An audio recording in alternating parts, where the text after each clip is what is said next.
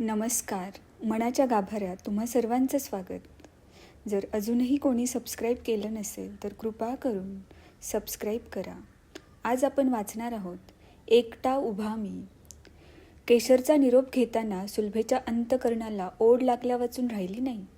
प्रेमळ माणसे फुलासारखी असतात असे ती नेहमीच म्हणे, पण फुलाफुलात काय थोडे फरक असतात. अशा वेळी ती मनात मावशीला सदाफुली मानी, तर तात्यासाहेबांची तुलना अबोलीशी करी. केशरला येते म्हणून सांगताना तिला वाटले, हिरव्या चाफ्याचं फूल आहे हे, दुरूनसुद्धा याचा सुवास वेड लावील माणसाला. केशर सुलभेला घरी जाऊ द्यायला तयार नव्हती. तुम्ही पुण्यालाच गेला आहात असं समजा म्हणजे झालं. या केशरच्या कोटीक्रमाला अभयमित्र इथंच आहेत असं समजा म्हणजे झालं. असं उत्तर जेव्हा सुलभेने दिलं तेव्हा दोघीही अगदी मनापासून हसल्या.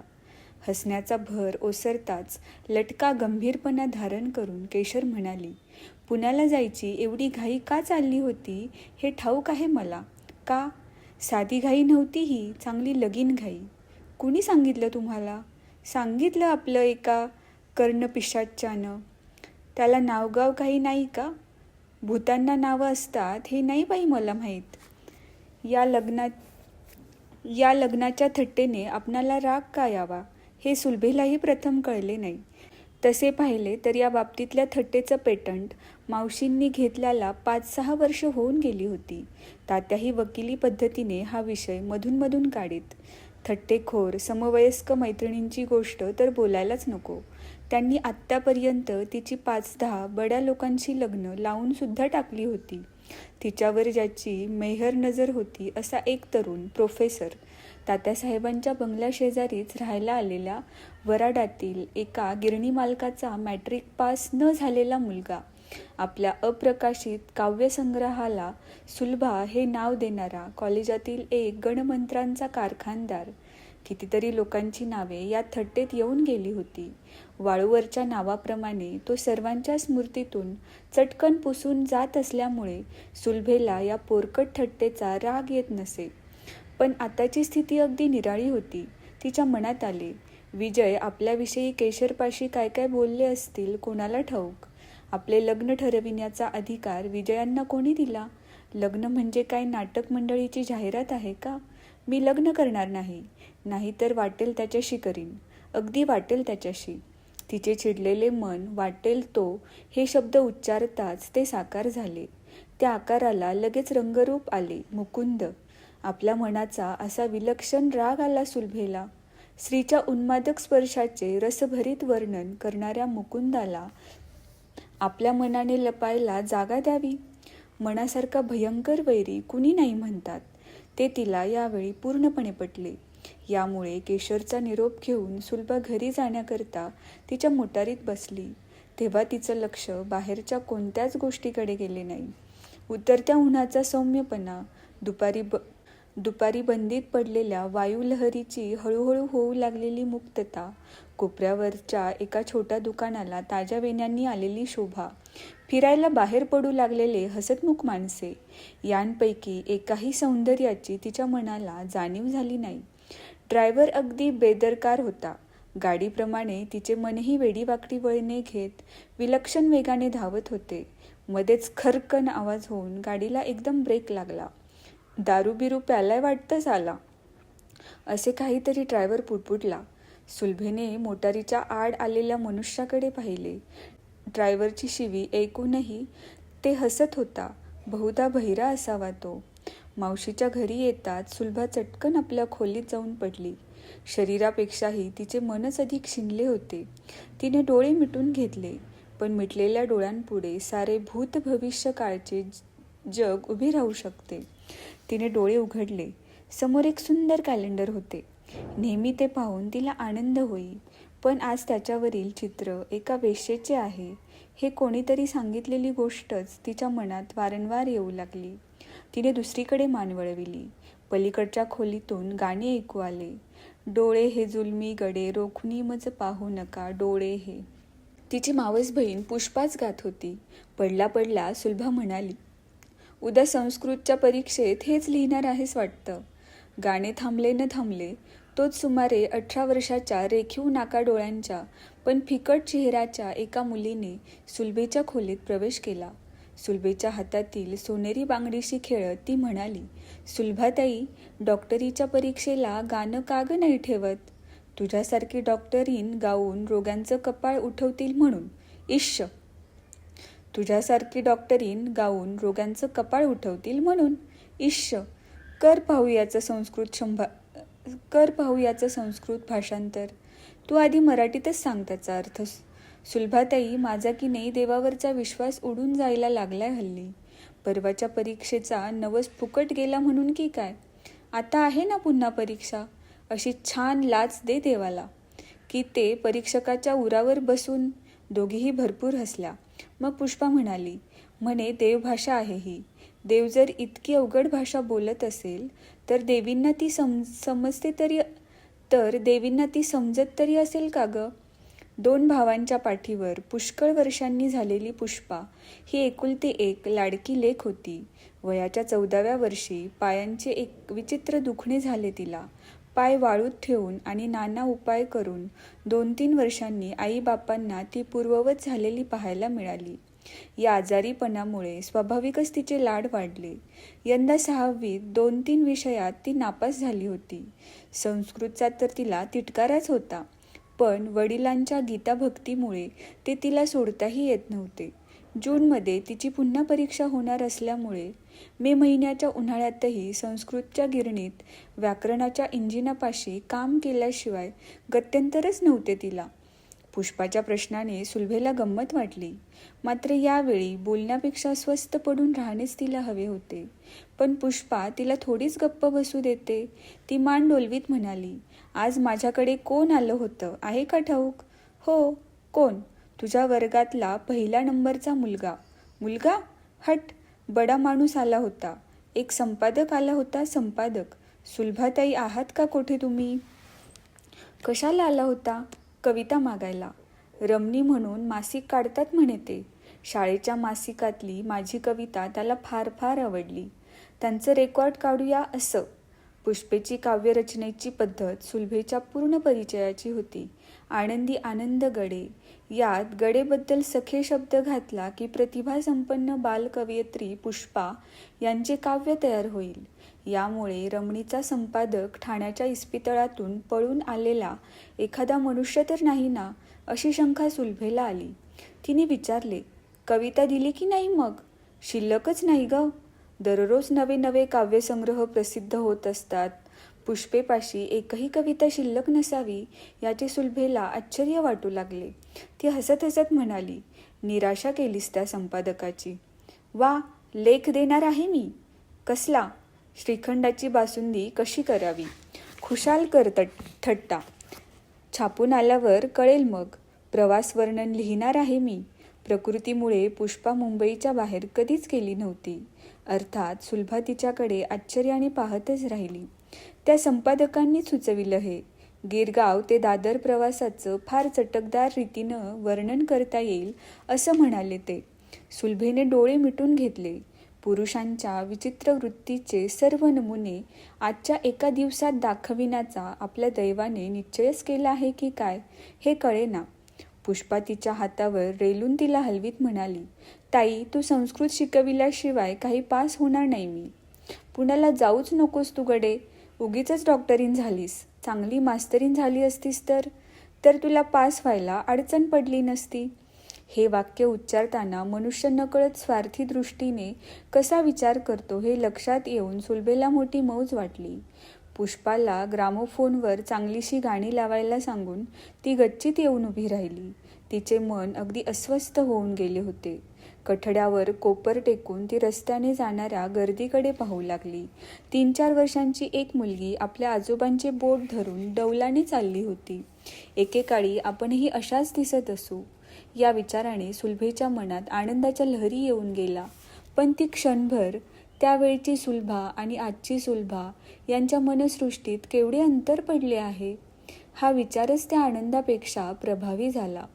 मनुष्य 7 वर्षांनी बदलतो असे शास्त्रज्ञ खुशाल सांगतात. सुलभेला वाटले त्यांच्यात क्षणोक्षणी फरक पडत असतो.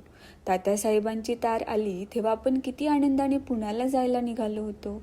विजय आणि आपण 4 दिवस खूप फिरू, शिरगावच्या गोष्टी बोलून हसू आणि मावशींनी लग्नाची थट्टा केली म्हणजे ती आपल्याला कळलीच नाही असे दाखवू इत्यादी स्वप्ने त्यावेळी आपल्या डोळ्यांपुढे तरळून गेली होती. पण पुरा 1.5 दिवस लोटला नाही तोच विजयना भेटण्याची आपली उत्सुकता नाहीशी झाली. धरणीकंपाचे धक्के बसून एकीकडे मंदिरे उद्ध्वस्त व्हावीत आणि दुसरीकडे जादूच्या दिव्याने नवी मंदिरे क्षणार्धात उभी करावीत, तशी तिला आपल्या मनाची स्थिती वाटू लागली. रस्त्याने एक मनुष्य हातात खूप फुले घेऊन घाईघाईने चालला होता. पाठीमागे एकदम मोटार वाजल्यामुळे दचकून तो बाजूला झाला. या गडबडीत त्याच्या हातातली 2-3 गुलाबाची फुले खाली पडली. किती ताजे आणि मोठे गुलाब होते ते. झाडावर वाऱ्याने केलेला गुदगुला जणू काही अजून हसवीत होत्या त्यांना. ते पडले न पडले तोच मागून ती मोटार झरकन निघून गेली. चेंदामेंदा झालेल्या त्या फुलांकडे सुलभेला पाहावेना. एका गोष्टीचे मात्र तिला आश्चर्य वाटले.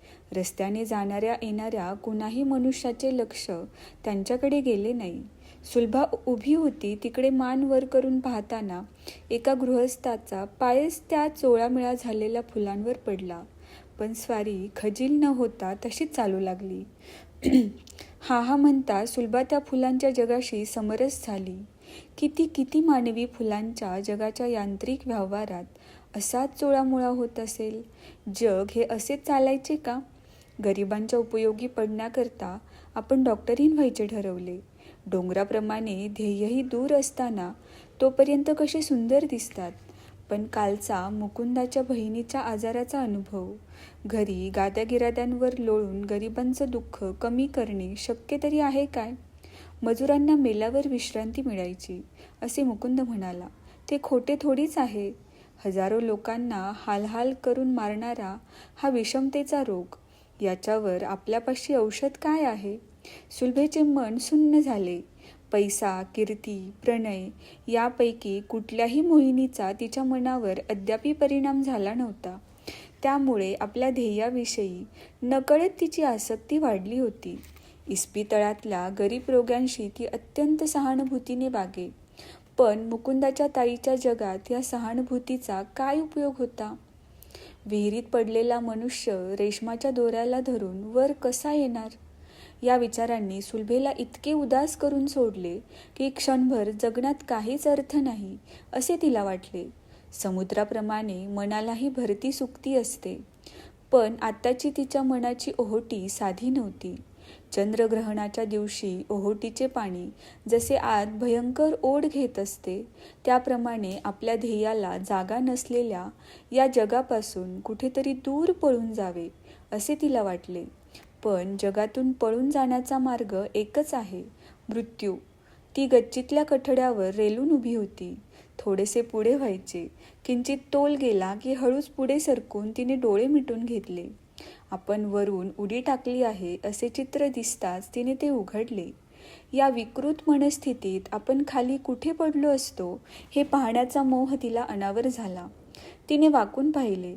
क्षणभर तिचा आपल्या डोळ्यांवर विश्वासच बसेना.